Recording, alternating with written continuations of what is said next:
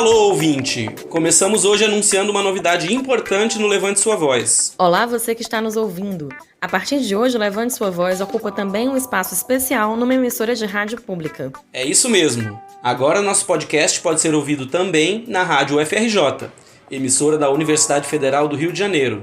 Legal, né? A gente também está super feliz com a novidade, mas continuamos disponíveis nas plataformas agregadoras de podcast, como Spotify, Deezer, Google Podcast, Overcast, Pocket Casts, Breaker, Radio Public e YouTube. A gente está em muito lugar, vai ser difícil você não encontrar. E é muito nome gringo. Essa estreia acontece em um momento muito pertinente, porque hoje vamos abordar as ameaças que a comunicação pública está sofrendo no Brasil. Então vamos lá! Aqui no nosso programa você fica por dentro das análises mais precisas sobre os temas quentes da comunicação no Brasil e no mundo. Um programa com diferentes sotaques e contribuições de todo o país. Aqui quem fala é Mônica Mourão. Eu sou Bruno Marinoni e o Levante Sua Voz já começou. Contra todas as violações, contra todas as opressões, levante a sua voz. No dia 21 de setembro, a Comissão de Empregados da Empresa Brasil de Comunicação, a EBC, junto com sindicatos profissionais do setor, divulgaram um dossiê sobre casos de censura e interferência no jornalismo da empresa. As interferências têm, em sua grande maioria, a motivação de proteger o governo federal. O documento traz 138 denúncias que abrangem interdições e cortes em matérias a serem veiculadas pela TV, rádio e agências de notícias da empresa. Os casos foram registrados durante o governo Bolsonaro, entre janeiro de 2019 e julho de 2020. O dossiê aponta que os principais alvos da censura foram as editorias de política e direitos humanos. A repercussão do assassinato da vereadora Marielle Franco e do motorista Anderson Gomes, por exemplo, foi suprimida. O mesmo aconteceu com cobertura sobre violação de direitos indígenas. Algumas fontes foram proibidas de serem consultadas, como é o caso da Anistia Internacional e da Human Rights Watch. Além da censura, Mônica, o documento denuncia também a pressão do governismo sobre o trabalho dos jornalistas. Isso fica evidente nas alterações feitas em matérias jornalísticas com o intuito de proteger ministros e o próprio presidente. Há casos nos quais as falas oficiais são editadas para suavizar a gravidade das declarações dos representantes do governo. Pois é, Bruno, essa denúncia é muito grave, em vários aspectos. O primeiro é a censura, uma tentativa de distorcer a percepção das pessoas sobre a realidade, evitando que você tenha acesso a informações importantes. Outro problema é a interferência na autonomia de uma empresa pública para favorecer os partidários do governo. Exatamente, são 138 denúncias, uma média de 2 casos por semana no período. Lembrando que nesse tipo de situação, nem todo mundo tem coragem de denunciar, pois sempre existe o medo de sofrer alguma perseguição no trabalho. Então, com certeza, o número real é ainda maior. É importante a gente lembrar também que a EBC completa 13 anos em dezembro e foi criada com a intenção de cumprir o artigo 223 da Constituição Federal, que prevê a existência de um sistema de comunicação pública. Esse sistema é diferente do sistema privado, que é o modelo hegemônico no Brasil e que tem seus interesses ligados ao mercado. Também é diferente do sistema estatal, que deveria servir para a prestação de contas dos órgãos estatais e do governo. Portanto, o sistema público deve ser um sistema autônomo, tanto em relação aos interesses particulares de cada governo, quanto aos interesses do mercado. Quem quer dinheiro? Os países citados geralmente como exemplos de países democráticos, em sua grande maioria, têm seus veículos de comunicação pública. Na Europa, por exemplo, eles existiam antes mesmo do sistema de comunicação comercial.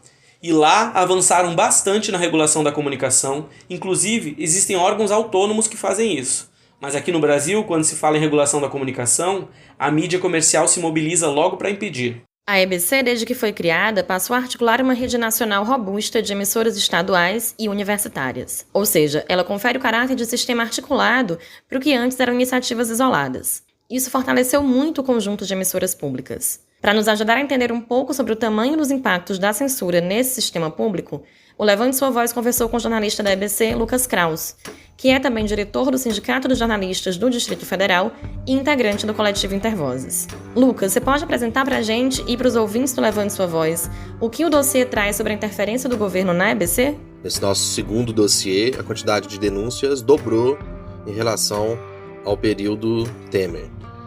Então você tem ali uma série de denúncias que chegaram pra gente, vou citar algumas rapidamente, como uma blindagem ao tema da violência policial, principalmente contra negros e negras da periferia do país, você tem uma diminuição da cobertura de temas relacionados à população LGBTQI+, você tem uma excessiva proteção, a má administração da máquina pública, por exemplo, nesses problemas que tiveram em relação ao auxílio emergencial da Caixa Econômica Federal, que absolutamente não entraram nos veículos da EBC, aquelas filas enormes da Caixa Econômica Federal no início da concessão do auxílio emergencial agora durante a Covid, que não entrou nada disso, não entrou nenhuma imagem daquelas filas e nem dos problemas, apenas quando o governo se pronunciava e falava bem do auxílio emergencial.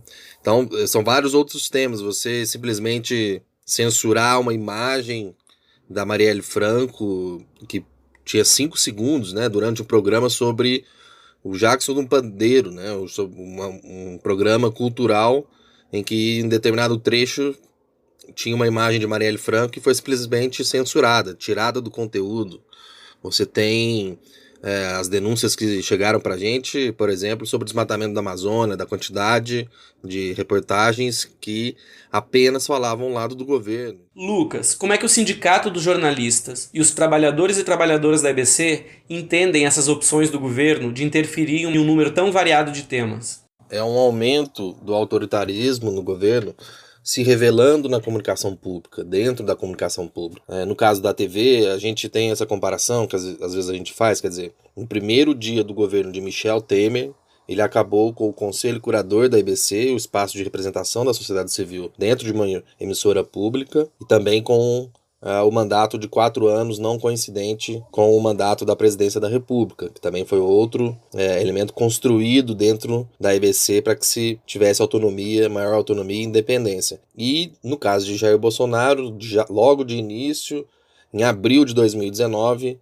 uma portaria unificando as televisões, né? Juntando a TV NBR com a TV Brasil, extinguindo a NBR, ou seja, todo o conteúdo estatal, migrando, passando para o conteúdo da TV pública. Isso revela esse formato essa estratégia revelada por essa unificação das TVs, mostra o quanto o governo não preza, não tem a menor vontade, não quer dar autonomia à EBC. Obrigada pela sua participação, Lucas. Realmente, esse caso de unificação da NBR com a TV Brasil mostra bem como o governo tenta nos confundir e transformar a comunicação pública em porta-voz oficial do Poder Executivo. A gente destaca também um outro indicador da fragilização da autonomia da comunicação pública. Dessa vez, a gente direciona os nossos microfones para a cidade de Natal. Lá, a TV Universitária do Rio Grande do Norte vem sofrendo com a ameaça de desmonte de sua equipe de jornalismo. No dia 3 de setembro, os telespectadores foram surpreendidos quando souberam que estavam assistindo à última edição do programa TVU Notícias. O mesmo aconteceu com o TVU Esporte. Criada em 1972, a TVU passou a integrar a Rede Nacional de Comunicação Pública em 2007, ano da criação da EBC. Ou seja, ela não faz parte da EBC, mas integra a rede de emissoras que a TV Brasil coordena, trocando conteúdos e atuando de forma integrada. O Levante Sua Voz pediu algumas informações para o ex-editor do programa TVU Notícias, o jornalista Iano Flávio. Alô, Iano, beleza aí? É isso mesmo? A TV Universitária está enfrentando problema para produzir conteúdo? Conta um pouquinho para a gente. Por causa da pandemia, por causa da deterioração das condições de trabalho durante esse período de isolamento social, a TV Universitária suspendeu a programação jornalística. Nós não temos uma data para quando essa programação será retomada. A crise na comunicação pública ela não só traz efeitos como a perda de apoios financeiros, mas ela traz também uma perda de referência nos princípios dessa comunicação pública. Quando a gente não tem referências, fica mais difícil defender o nosso trabalho no contexto local, nas pressões que surgem localmente para que as emissoras mantenham o seu trabalho e tragam um conteúdo baseado naqueles princípios que estão previstos na lei da comunicação pública. Quando a gente perde essas referências, nosso trabalho fica muito fragilizado. A gente agradece a participação do Iano e lembra que a EBC também possuía toda uma estrutura própria de produção de conteúdo no Maranhão, E o governo Bolsonaro desmontou essa sucursal em maio de 2019, mantendo-a só como retransmissora, ou seja, uma emissora que apenas transmite o conteúdo produzido por outra. Existem também evidências de que o governo vem tentando realizar o mesmo desmonte na sucursal de São Paulo. Essa medida diz respeito inclusive ao artigo 221 da Constituição Federal, que define um percentual de regionalização da produção cultural, artística e jornalística das emissoras. Infelizmente, apesar dos 32 anos de vigência dessa definição, a lei que regulamenta isso nunca foi atualizada.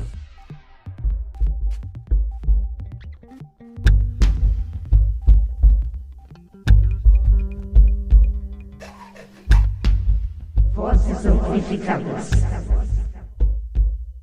Alô, ouvinte, você está acompanhando o programa Levante Sua Voz e essa é a nossa sessão Vozes Amplificadas.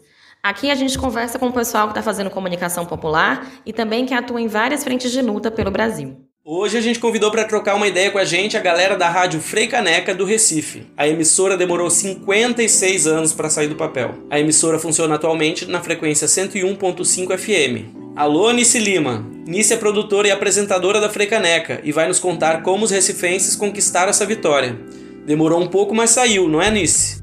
A Freicaneca ela foi uma emissora criada através de uma lei municipal, que é a Lei 6.511, de 1960, por iniciativa do vereador da época, o Liberato Costa Júnior.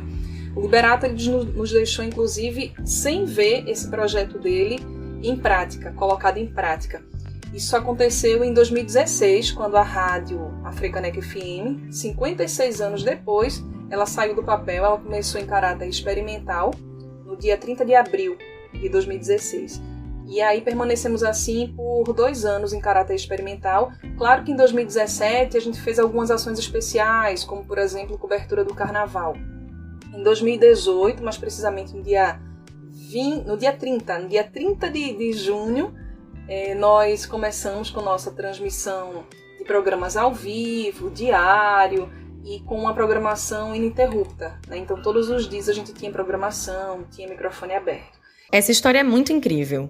E como é que vocês da Freicaneca veem a diferença entre o que vocês fazem e o que fazem as rádios comerciais?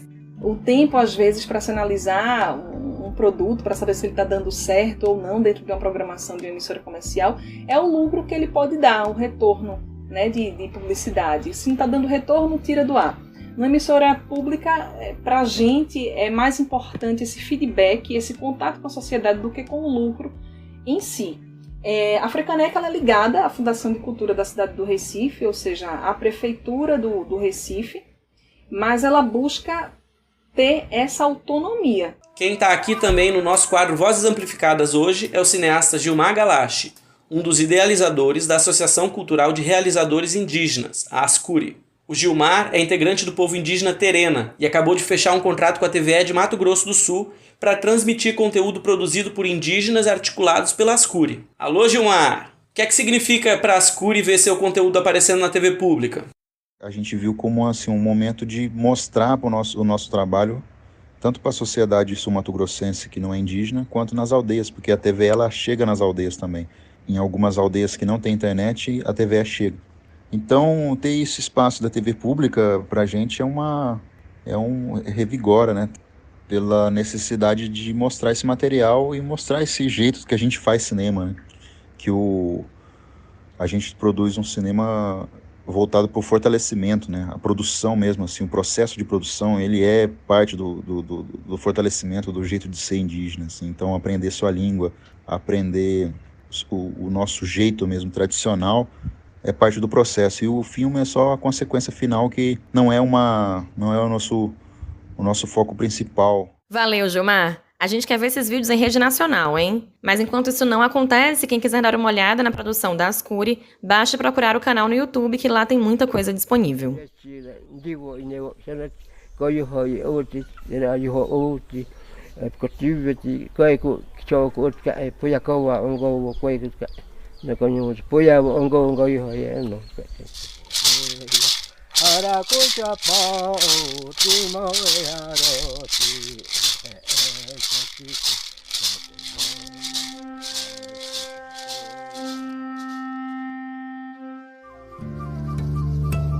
Ideias para adiar o fim do mundo.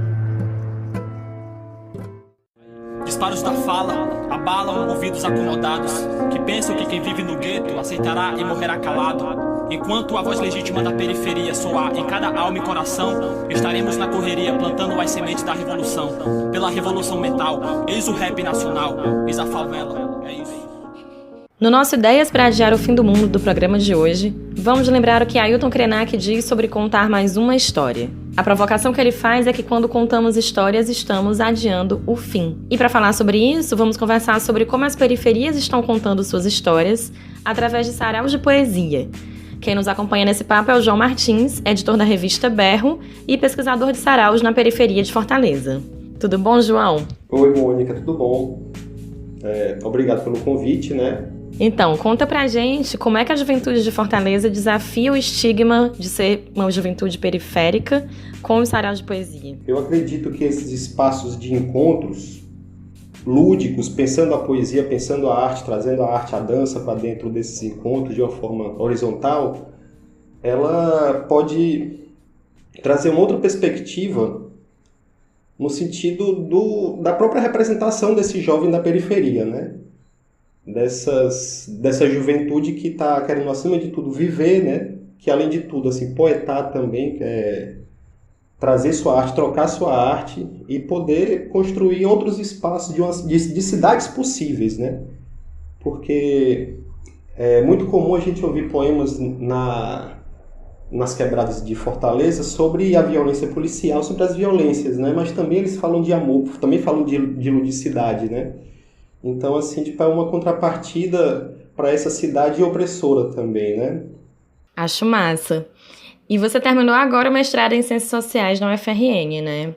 Então a gente queria saber também se dá para perceber um pouco como é que são as movimentações da galera da periferia de Natal e o que isso tem a ver com a periferia de Fortaleza. Então, aqui eu conheci lá no Paço da Pátria tem o espaço do coletivo Viramundo Potiguar. Foi um espaço que a gente, inclusive, eu como sou da revista Berro, a gente lançou a última edição da gente lá também, né? E conhecemos assim, um espaço extremamente pulsante em um lugar em que, mesmo estando numa universidade pública, assim, as pessoas falam era comum ouvir sobre o Paço da Pátria como se fosse algo do Vixe, né? Aquela coisa do bairro do Vixe, que as pessoas têm medo de ir, assim, tem que ir com muito cuidado, mas lá tem esse espaço onde as pessoas constroem uma visão sobre cultura, sobre participação da juventude dentro dessa perspectiva artística e mobilizadora cultural, né? Bom, e você sabe como é que o pessoal está fazendo agora durante a pandemia? Você tem alguma rede social para quem quiser acompanhar o que está rolando? Todos os saraus que eu pesquiso, inclusive eles estão acontecendo agora pelas páginas no Instagram. Tem a página do Sarau da B1, que o Samuel Denker, a Nina Rize tocam lá no Janguru Sul, que tem Sarau da B1, você bota no Instagram, é um dos primeiros resultados. Tem também o Sarau da Ocupação, lá do Antônio Bezerra, que é do Baticum, o Antônio Viana. Tem também o Corpo Sem Órgãos, que acontece no Conjunto do Ceará. Todos esses saraus que eu falei, esses 3, pelo menos, né, eles têm suas páginas no Instagram. E no Facebook também. Pois valeu demais. E vida longa a poesia e a arte. Vida longa, né? Sempre. E a gente vai terminando mais um Levante Sua Voz, uma produção do Intervozes Coletivo Brasil de Comunicação Social. Aproveita que você tá aí pertinho do celular e já curte os perfis do Intervozes no Instagram, Facebook e Twitter para ficar atualizado de mais temas de comunicação. Sigam também o perfil da Rádio FRJ nas redes sociais. Vocês nos ouvem lá no site radio.frj.br e nas plataformas de streaming. Esse episódio contou com a produção de Bruno Marinoni e da Mariana Martins. Na locução estamos Mônica Mourão e eu de novo, Bruno Marinoni. Na edição e finalização, Iago Werneck e Raquel Baster. Esse programa tem o apoio do PEIC, projeto de pesquisa da Escola de Comunicação da UFRJ. Valeu, pessoal! A gente se encontra daqui a 15 dias no próximo Levante Sua Voz. Até lá!